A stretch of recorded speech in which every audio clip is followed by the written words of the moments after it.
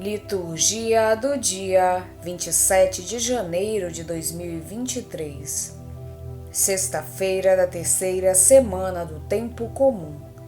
Memória de Santa Ângela Merice, Virgem. Primeira leitura. Leitura da Carta aos Hebreus. Irmãos, lembrai-vos dos primeiros dias, quando apenas iluminados, suportastes longas e dolorosas lutas. Às vezes éreis apresentados como espetáculo, debaixo de injúrias e tribulações. Outras vezes vos tornáveis solidários dos que assim eram tratados. Com efeito, participastes dos sofrimentos dos prisioneiros e aceitastes com alegria o confisco dos vossos bens, na certeza de possuir uma riqueza melhor e mais durável. Não abandoneis, pois, a vossa coragem, que merece grande recompensa. De fato, precisais de perseverança para cumprir a vontade de Deus e alcançar o que Ele prometeu, porque ainda bem pouco tempo, e aquele que deve vir, virá e não tardará. O meu justo viverá por causa de sua fidelidade. Mas se esmorecer, não encontrarei mais satisfação nele. Nós não somos desertores para a perdição. Somos homens da fé para a salvação da alma.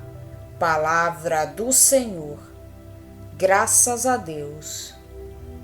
Salmo responsorial é o de número 36. A salvação de quem é justo vem de Deus. A salvação de quem é justo vem de Deus. A salvação de quem é justo vem de Deus. Confia no Senhor e faz o bem, e sobre a terra habitarás em segurança. Coloca no Senhor tua alegria, e Ele dará o que pedir teu coração. A salvação de quem é justo vem de Deus. A salvação de quem é justo vem de Deus. A salvação de quem é justo vem de Deus. Deixa aos cuidados do Senhor o teu destino. Confia nele, com certeza ele agirá. Fará brilhar tua inocência como a luz, e o teu direito como o sol do meio-dia. A salvação de quem é justo vem de Deus. A salvação de quem é justo vem de Deus. A salvação de quem é justo vem de Deus. É o Senhor quem firma os passos dos mortais e dirige o caminhar dos que lhe agradam. Mesmo se caem, não irão ficar prostrados, pois é o Senhor quem os sustenta pela mão. A salvação de quem é justo vem de Deus. A salvação de quem é justo vem de Deus. A salvação de quem é justo vem de Deus. A salvação dos piedosos vem de Deus. Ele os protege nos momentos de aflição. O Senhor lhes dá ajuda e os liberta. Defende-os e protege-os contra os ímpios, e os guarda, porque nele confiaram. A salvação de quem é justo vem de Deus. A salvação de quem é justo vem de Deus. A salvação de quem é justo vem de Deus. Evangelho de Jesus Cristo, segundo São Marcos. Naquele tempo, Jesus disse à multidão: o reino de Deus é como quando alguém espalha a semente na terra. Ele vai dormir e acorda, noite e dia, e a semente vai germinando e crescendo, mas ele não sabe como isso acontece. A terra por si mesma produz o fruto. Primeiro aparecem as folhas, depois vem a espiga e, por fim, os grãos que enchem a espiga. Quando as espigas estão maduras, o homem mete logo a foice, porque o tempo da colheita chegou. E Jesus continuou: com que mais poderemos comparar o reino de Deus? Que parábola usaremos para representá-lo? O reino de Deus é como um grão de mostarda, que ao ser semeado na terra, é a menor de todas as sementes da terra. Quando é semeado, cresce e se torna maior do que todas as hortaliças. E estende ramos tão grandes que os pássaros do céu podem abrigar-se à sua sombra. Jesus anunciava a palavra usando muitas parábolas como estas, conforme eles podiam compreender, e só lhes falava por meio de parábolas. Mas quando estava sozinho com os discípulos, explicava tudo. Palavra da salvação. Glória a vós, Senhor. Consciente do delicado momento por que passa a comunidade judeu-cristã, a que se dirige, o autor da carta aos Hebreus, revelando profundo conhecimento do coração humano e grande capacidade de discernimento na orientação espiritual das almas, oferece-nos uma página cheia de sabedoria pastoral. Surge na comunidade a ameaça da tibieza, que muitas vezes degenera em apostasia aberta ou em vida pecaminosa contrária à fé. Embora denuncie o perigo, o nosso autor não condena abertamente nem repreende com dureza, prefere usar a exortação. Lembra que o passado de uma fé inquebrantável deve servir de estímulo para o presente. Recordai os primeiros dias, nos quais, depois de terdes sido iluminados, suportastes a grande luta dos sofrimentos. Entrevemos uma comunidade que deu provas de grande fortaleza e caridade. Uma comunidade capaz de enfrentar as perseguições e as mais graves humilhações, sem recuar. Até foi solidária com quem estava em provações. Era, pois, uma comunidade plenamente cristã, animada de verdadeiro amor fraterno, porque a sua fé estava apoiada pela certeza dos bens futuros. No atual momento de crise, há que reavivar essa fé, alimentando-a na palavra de Deus. Com relação ao Evangelho, as duas parábolas que Marcos põe na boca de Jesus ilustram dois aspectos da inevitável tensão dialética no reino de Deus na história. A parábola da semente que cresce sem a intervenção do agricultor diz-nos que o reino é uma iniciativa de Deus, que deve permanecer sempre acima de toda a tentativa humana para guiar o curso do seu crescimento e maturação. É claro que Deus conta com a colaboração humana. O reino de Deus é como um homem que lançou a semente à terra. Para sublinhar a ação de Deus, a parábola esquece diversos trabalhos necessários: a sementeira, a limpeza, a rega e etc. mas alude ao ato de semear. É essa a tarefa dos discípulos, que depois devem aguardar com paciência que a palavra atue pela força que tem em si mesma e dê fruto no tempo e no modo que Deus quiser. A segunda parábola apresenta o reino como um grão de mostarda, que dá origem a um grande arbusto. Também aqui encontramos uma importante mensagem de confiança para a comunidade primitiva e para nós. Não havemos de preocupar-nos por sermos poucos e pequenos.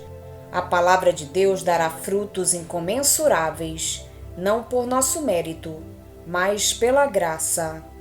Os versículos 33 e 34 retomam o tema das parábolas para o grande público e das explicações privadas aos discípulos. Podemos imaginar a alegria dos primeiros judeu-cristãos quando, iluminados pela graça, reconheceram em Jesus o Messias, o esperado de todos os povos, o Salvador prometido. Esta descoberta surpreendente levou-os a entrar jubilosamente e a percorrer com entusiasmo e fervor o caminho novo e vivo que Deus lhes oferece em Jesus. Mas rapidamente se deram conta de que esse caminho é longo e duro, e a exaltação inicial seguiu o cansaço e o desânimo. Era a hora da provação, em que era preciso resistir com paciência. O autor da carta aos Hebreus exorta os seus interlocutores à perseverança. Ainda que a paisagem se apresente desolada, cada passo aproxima-nos da meta. Na vida de cada um de nós, há momentos em que precisamos de nos agarrar com todas as forças à esperança. Essa virtude é como que o bordão do peregrino a caminho do reino dos céus. No Evangelho, o Senhor ensina-nos a fé e a humildade, mas também a esperança. O crescimento espiritual não depende de nós, mas da palavra de Deus semeada em nós. Só ela pode salvar a nossa vida. É bom desejar crescer e caminhar espiritualmente. É bom fazer por isso. Mas não basta a nossa boa vontade. Não são suficientes os nossos esforços. O agricultor, que lança a semente à terra e procura rodeá-la das condições adequadas, não pode pretender fazê-la germinar e crescer. Esse poder não está nas suas mãos, mas nas de Deus.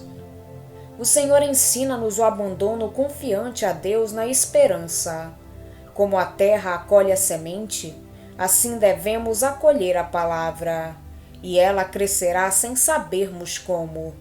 O abandono confiante a Deus e a esperança tornam suportável o tempo que vai da sementeira à colheita. Essa esperança baseia-se na experiência dos peregrinos de Emaús, na certeza de que aquele que nos chama para a meta é também nosso silencioso companheiro de viagem. Quanto mais o caminho é difícil, mais ele se faz presente. Há, pois, que evitar a pressa de ver resultados também no nosso itinerário espiritual. São Francisco de Sales era severo com aqueles que se deixavam tomar por ela. Trabalhava muito, mas ensinava que é preciso fazer tudo pacientemente, agir pacientemente, rezar pacientemente, sofrer pacientemente, lutar pacientemente. Se nos apoiarmos no Senhor, verificaremos que Ele faz crescer em tudo, muitas vezes mais lentamente do que desejamos, mas outras vezes de modo mais belo e mais rápido do que esperamos. Não temos maneira de medir o crescimento, nem sequer o nosso. De confiança, de paciência, o poder de fazer crescer pertence somente a Deus. Por isso precisamos de fé, de confiança, de paciência. O poder de fazer crescer pertence somente a Deus. Hoje a Igreja faz memória a Santa Ângela Mérice, Virgem. Nasceu por volta do ano 1470, em Desenzano del Garde, província de Veneza. Recebeu o hábito da Ordem Terceira de São Francisco e reuniu um grupo de moças que orientava na prática da caridade. Em 1535, fundou em Brescia uma congregação feminina sob a invocação de Santa Úrsula, destinada à formação cristã de meninas pobres. Morreu em 1540. Minhas queridas madres e irmãs em Cristo Jesus, antes de tudo, com o auxílio de Deus, empregai todo esforço e diligência por deixar nascer em vós a boa resolução de serdes guiadas unicamente pelo amor de Deus e pelo zelo da salvação do próximo, ao assumirdes o cuidado e o governo da companhia. Somente assim, fundadas e arraigadas nesta dupla caridade, vosso cuidado e governo produzirão frutos bons e salutares. Pois nosso Salvador declarou: uma árvore boa não pode produzir frutos maus. A árvore boa, ou seja, o coração bom, o espírito informado pela caridade, só pode praticar obras boas e santas.